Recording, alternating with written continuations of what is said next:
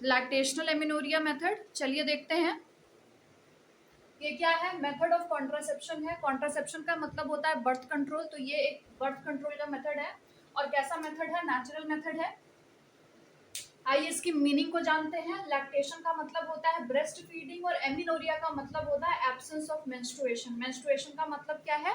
Bleeding, यानी कि bleeding रुक जाती है। कब? जब माँ बच्चे को ब्रेस्ट फीड कर रही होती है, और वो भी कैसे? इंटेंस तरीके से। ये तब होता है बच्चा पैदा होने के 6 महीने बाद तक। ठीक है, तो बच्चा पैदा होने के 6 महीने बाद तक जब माँ बच्चे को ब्रेस्ट फीड कर रही होती है, उस टाइम जो ब्रेस्ट फीडिंग होती है वो काफी इंटेंस तरीके से चल रही होती है, क्योंकि बच्चा पूरी तरीके से माँ के दूध पे रिलाई करता है उस टाइम। तो उस टाइम क्या होता है?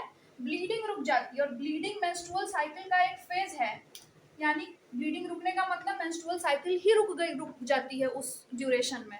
मेंस्ट्रुअल साइकिल का रुकना यानी कि ओव्यूलेशन का रुकना। और अगर ओव्यूलेशन रुक गया, दैट मीन्स रिप्रोडक्टिव ट्रैक में ओवम नहीं आएगा, और इस दौरान अगर इंटरकोर्स किया जाए तो फर्टिलाइजेशन नहीं होगा, प्रेगनेंसी नहीं होगी।